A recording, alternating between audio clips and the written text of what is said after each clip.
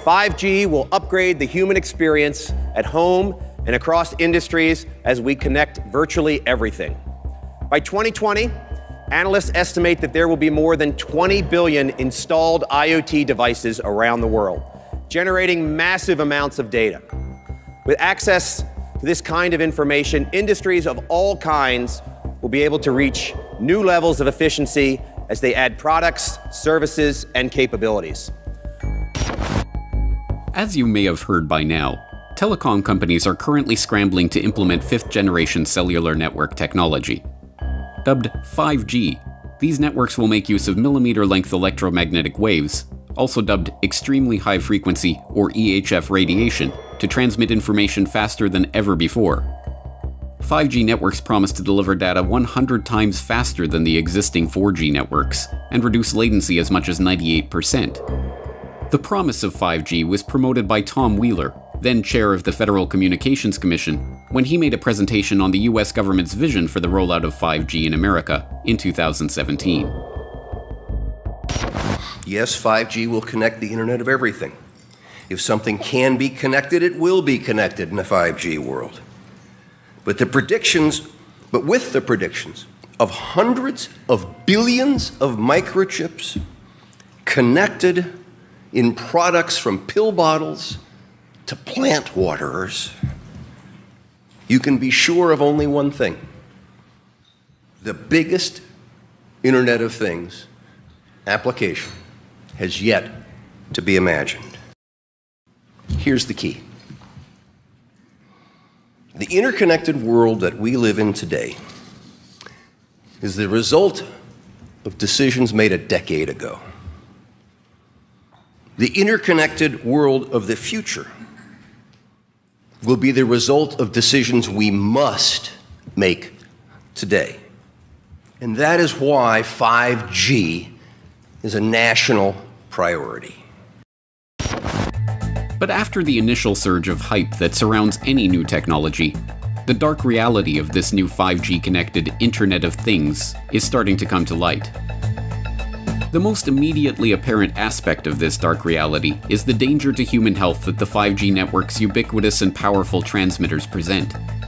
As an increasing body of research shows, the harmful effects of electromagnetic radiation present in current mobile technologies will be amplified by orders of magnitude in the much more powerful and much denser, extremely high-frequency radiation network that 5G relies on. As retired US government career scientist Dr. Ronald M. Powell noted in his comment to the FCC on the proposed 5G rollout, this technology must be opposed because it would greatly extend FCC's current policy of the mandatory irradiation of the public without adequate prior study of the potential health impact and assurance of safety. It would irradiate everyone, including the most vulnerable to harm from radio frequency radiation: pregnant women, unborn children, young children, teenagers, men of reproductive age, the elderly, the disabled, and the chronically ill. But another, even more neglected aspect of the 5G dark reality is that in a world where all objects are wired and constantly communicating data to one another through a 5G network, an Internet of Things, in other words, privacy and security would be next to impossible. Even the mainstream is now admitting that the unprecedented amounts of data flowing through the 5G network, from appliance usage to personal communications to transaction information, is a treasure trove that, if it were to fall into the wrong hands, would be a formidable weapon. Huawei wants to become a major player in 5G outside of China, but it's facing pressure internationally because of cybersecurity concerns dogging the company. The US is urging its allies to block Huawei from 5G projects in their countries. Maron says China is using mobile technology as a tool for spying, and he's seen the evidence. They are actually using it for massive surveillance against their own population. We looked on the Huawei equipment to the level of every single chip there, and what we found is not very pleasant. This is not a commercial company stuff. This is a kind of nearly a military grade stuff. We have China coming in with their 5G network. All of the things that it's like we're living in 1956, and they're not. And they don't care about rights. They don't care about people. The implication of these mainstream pundits' pontifications is that 5G only represents a threat in the hands of the Russians or the Chinese or other supposed enemies of America. But what about the companies that are manufacturing these products? Why are the big tech giants who have so signally abused the public's misplaced trust for decades now to be trusted with creating big databases of sensitive personal information on every imaginable aspect of our daily lives? And why is the government of the US and its allies around the globe, governments that have been caught time and again illegally spying on their own populations and violently suppressing dissent, suddenly to be trusted as stewards of such a system? The truth is that the development of 5G networks and the various networked products that they will give rise to in the global smart city infrastructure represents the greatest threat to freedom in the history of humanity. This is the 5G Dragnet. You're tuned into the Corbett Report.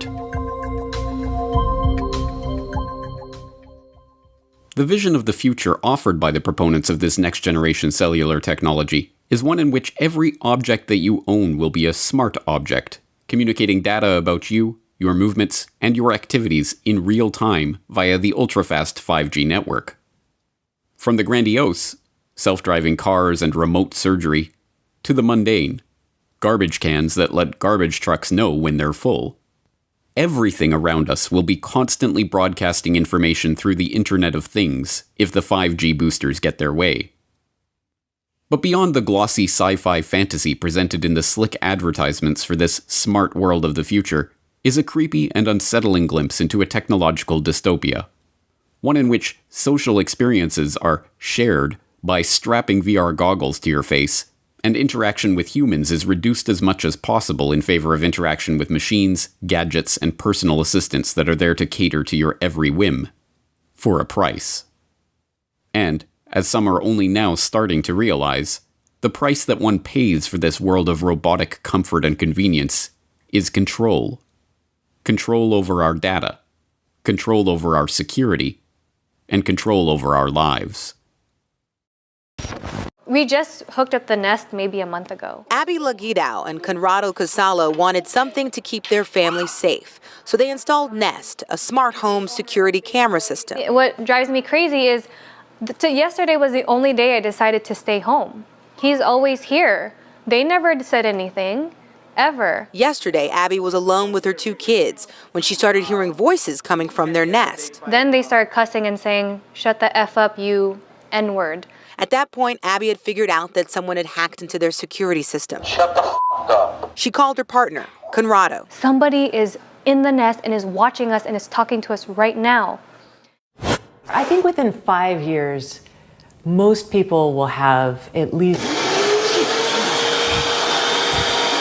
That is something out of a horror movie right there. Man, right. Can you imagine it?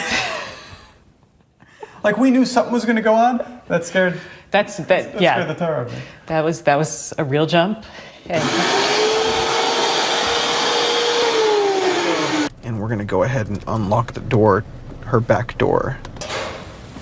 Oh! I think that was your lock. That was our lock. Let's go look, come on. And that isn't any laughing matter. See, but that's the real fear, right? That... You know, the other stuff's kind of funny, whatever, but I mean, someone can unlock your house. Although, if someone really wants to get into your house, you can pick a lock. Yeah, but isn't that the modern day... There it goes again.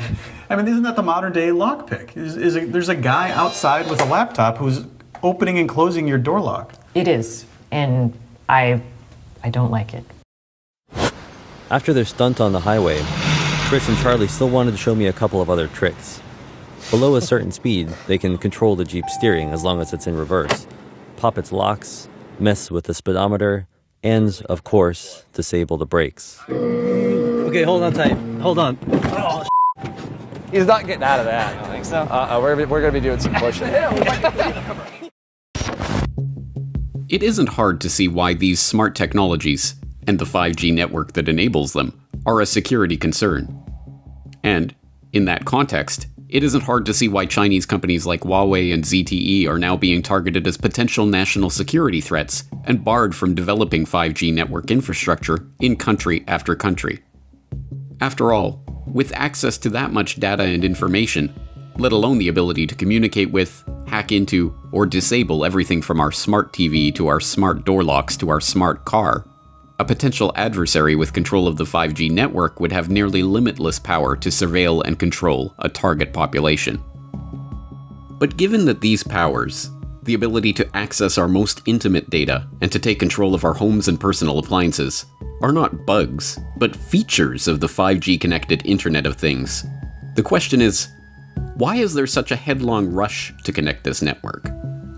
Is demand for smart dishwashers and smart toothbrushes and smart baby monitors really so overwhelming that it requires us to put the security of our homes, our possessions, and our families at risk? What is really driving this frenzy for a world where every new object we buy presents another potential vulnerability, another device that can be hacked into to steal our information, to track our location, to record our conversations, and to disable our appliances? One answer to this question lies in the fact that intelligence agencies, whether Chinese or Russian, CIA or MI6, Mossad or CSIS, will make use of the vast amounts of data flowing through these networks to spy on the public. In fact, the members of the so-called intelligence community did not even hide this fact. They openly gloat about it. In 2012, then CIA Director David Petraeus admitted at a summit hosted by In-Q-Tel, the CIA's venture capital firm, that the CIA was not just able to, but actually eager to use these smart devices as a tool for spying. Transformational is an overused word, but I do believe it properly applies to these technologies, Petraeus was quoted as saying, particularly to their effect on clandestine tradecraft. Items of interest will be located, identified, monitored, and remotely controlled through technologies such as radio frequency identification, sensor networks, tiny embedded servers, and energy harvesters, all connected to the next generation internet using abundant, low-cost, and high-power computing. Lest there be any doubt about the intelligence community's intentions to use these devices to spy on the population, then Director of National Intelligence James Clapper confirmed this approach in a report to the Senate Select Committee on Intelligence in 2016.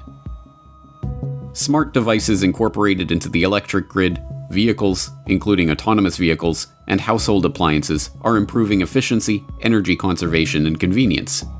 However, security industry analysts have demonstrated that many of these new systems can threaten data privacy, data integrity, or continuity of services.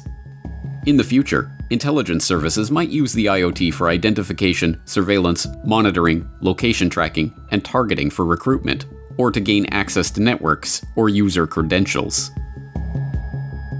Whistleblowers from within the intelligence establishment, whistleblowers like Russ Tice and Bill Binney, who are actively shunned by the same mainstream media that breathlessly reported on Edward Snowden, have already laid out in exhaustive detail how the NSA is collecting all data flowing through the internet as we know it.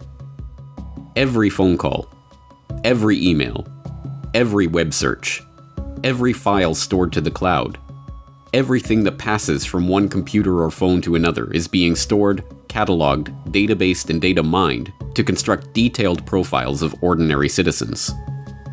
But now that the 5G network is promising to deliver us not an internet of phones and computers, but an internet of things, from cars and watches to fridges and hats to milk jugs and floor tiles.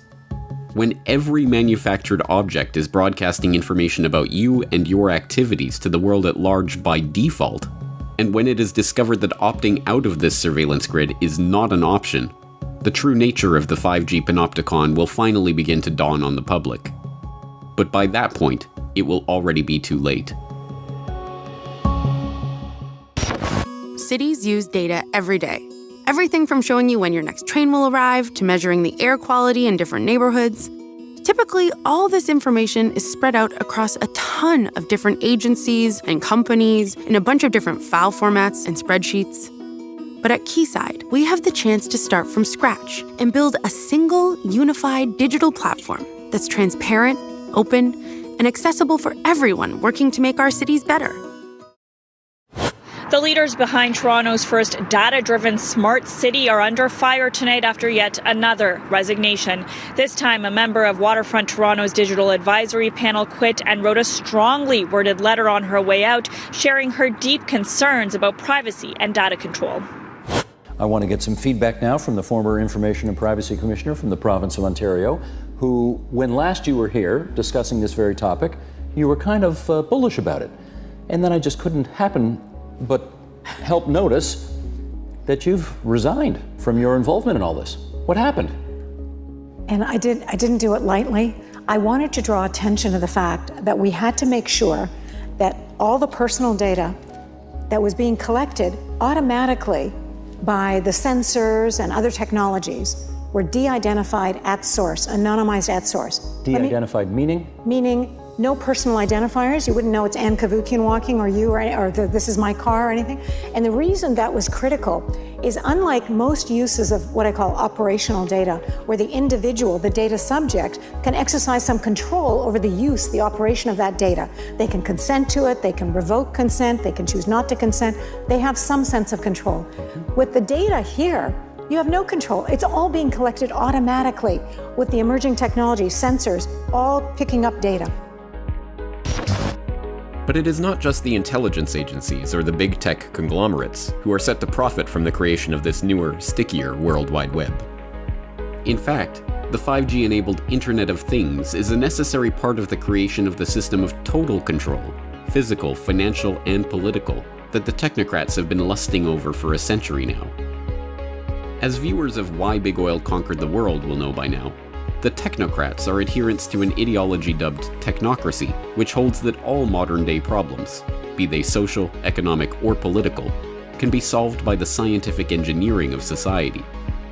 In the technocrats' vision, teams of engineers, scientists, economists, and other specialists, if given access to enough data about the world around them, could scientifically balance production and consumption such that inflation, recession, geopolitical conflict, and other sources of strife will be eliminated forever. As the co-founder of Technocracy Inc., M. King Hubbert laid out in the group's founding document, the Technocracy Study Course, the amount of data needed to bring this techno-utopian vision to reality is truly mind-boggling. In the Technocracy Study Course, Hubbert, like a good technocrat, laid out the exact conditions that would need to be met for this vision to come to pass. According to him, technocracy would require all energy usage and all consumer spending throughout the nation to be calculated and registered on a continuous and instantaneous basis, a 24/7 inventory of all production and consumption, a complete registry of all products available for sale, where they were produced, how much energy was expended in their production, and where and when they were sold, and finally, a specific registration of the consumption of each individual, plus a record and description of the individual. Hubbard's vision was not just that of a totalitarian society in which every detail of every interaction was recorded and reported to a central authority, but, for the 1930s, the concept of continuously and instantaneously updated registries of every good in the economy was not just audacious, but borderline insane. As unimaginable as a real-time database keeping track of every transaction and every manufactured product in the economy was in the 1930s, that is exactly the world we are looking at as smart meters collect information on smart appliances connected to other smart objects through the Internet of Things. And, crucially, the sheer amount of data being generated in this smart grid and the constant real-time communication required to keep the system functioning would be impossible without the 5G network. 5G is not just a neutral mobile network. It is the backbone for a system of total surveillance which has been written about and worked toward for the better part of a century. The world of the technocrats, the world of the smart grid, and the world of constant real-time surveillance of everything would not be possible without the 5G network that is being installed right now. And, as Josh Del Sol of the Take Back Your Power movement that is organizing resistance to smart meters, 5G networks, and other harmful technologies explains, the world of the technocrats is a world where privacy is a thing of the past. So with the smart meters, they'll be able to tell exactly what's going on in your home at down to the microsecond, based upon 24/7 communication with all of your appliances, which will also in the future, if this goes through fully and if there's not a public backlash, all of your appliances will need to have a wireless transmitter on them, and they'll need to be, certified under some smart, program.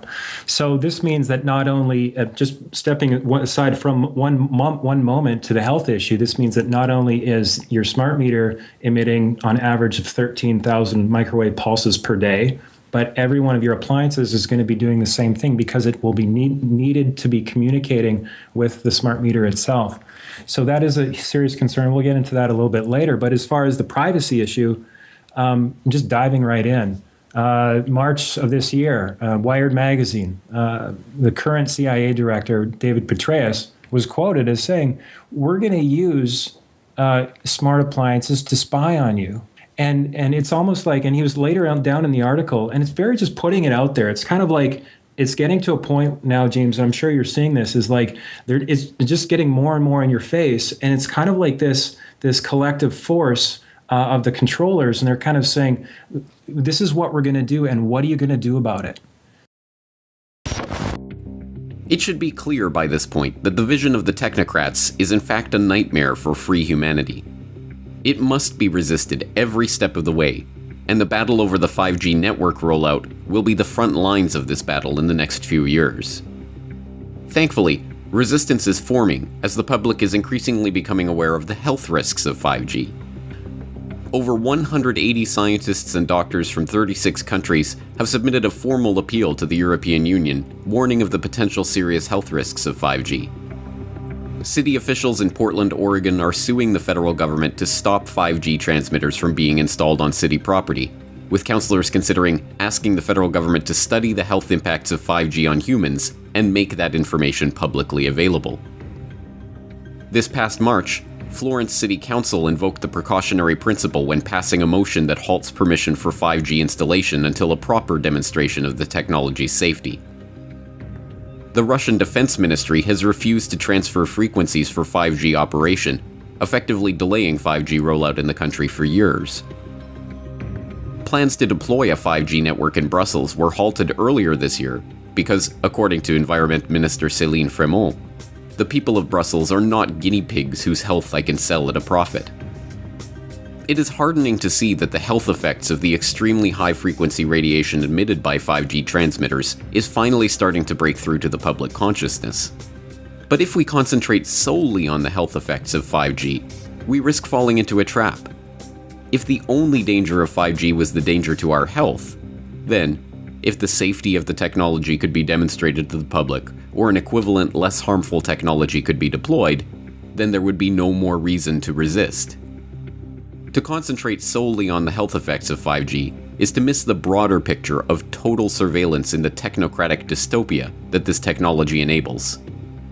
In this picture, the 5G network is a platform for a system in which every action, every transaction, every interaction that we have in our daily life is monitored, databased, and analyzed in real time. The 5G Dragnet is cinching like a noose around our necks. But will the public become informed of the dangers of this technology in time to stop the technocrats' vision from becoming our nightmare? Secure 5G networks will absolutely be a vital link to America's prosperity and national security in the 21st century. 5G will be as much as 100 times faster than the current 4G cellular networks. It will transform the way our citizens work, learn, communicate, and travel.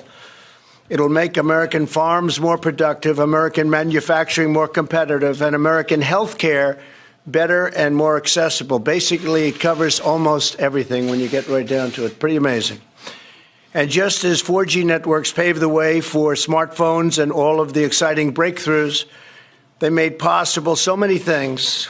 This will be more secure and resilient. 5G networks will also create astonishing and really thrilling new opportunities for our people, opportunities that we've never even thought we had a possibility of looking at. We cannot allow any other country to outcompete the United States in this powerful industry of the future. We are leading by so much in so many different industries of that type, and we just can't let that happen. The race to 5G is a race America must win, and it's a race, frankly, that our great companies are now involved in. We've given them the incentive they need. It's a race that we will win.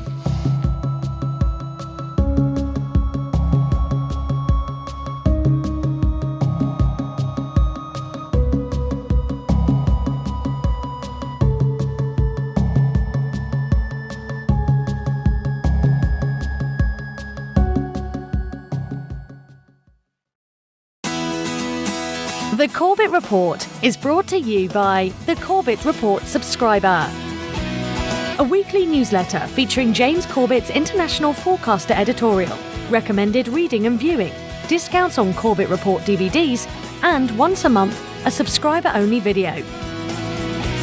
Sign up today to start receiving your copy at corbettreport.com/support.